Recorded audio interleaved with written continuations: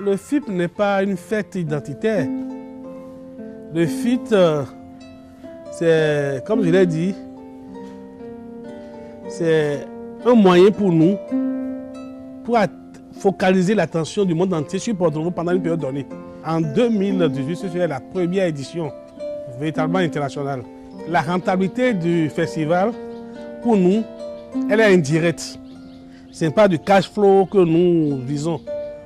Notre souci, c'est que les populations de Porto-Novo trouvent à faire.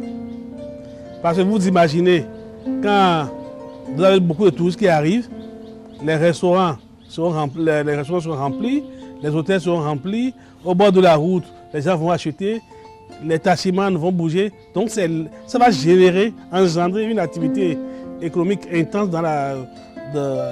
pendant cette période-là. Ce que nous avons de riche, c'est d'abord notre patrimoine bâti. La ville de Porto-Novo est une ville qui a, disons, 3 cités. Il y a la cité coloniale, la cité afro-brésilienne et la cité vernaculaire, la cité des autochtones. Donc la ville est divisée pratiquement en 3. Et chaque entité avec son architecture. Donc c'est beaucoup ça l'atout principal que les gens vont découvrir. Et maintenant nos musées, très très riches. Nous avons un riche patrimoine culturel avec beaucoup de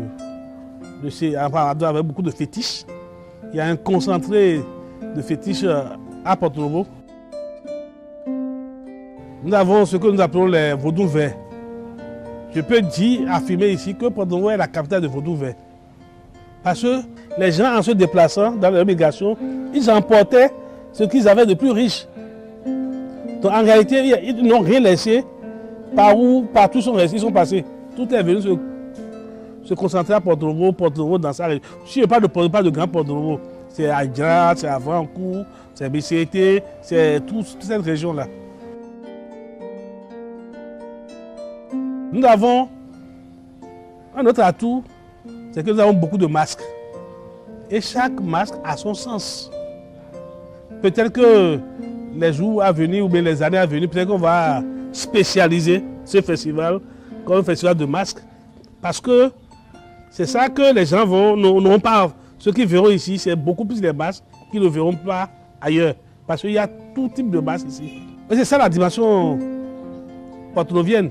C'est-à-dire que pour nos propres enfants, donc, on leur apprend leur histoire. On va les aider à redécouvrir ce que faisaient leurs parents et qui est en train de disparaître. Et trouver l'occasion pour eux de se distraire. Parce que c'est d'abord aussi ça. Sur le plan musical, nous avons beaucoup de talents à Porto-Novo. Et à cette occasion, ça nous a permis de découvrir beaucoup d'autres jeunes, beaucoup de talents qui sont cachés. Donc voilà aussi une occasion pour nos jeunes de se faire découvrir. Donc nous, la ville de Porto-Novo, veut aider la jeunesse. Nous n'avons pas d'industrie, nous n'avons pas beaucoup d'entreprises ici.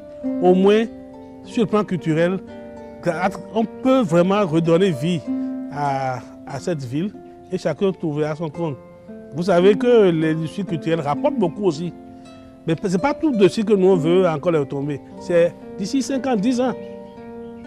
Quand ça va devenir vraiment une destination, c'est là qu'on va voir que ça peut même apporter de l'argent à l'État béninois. Et c'est ça notre souhait.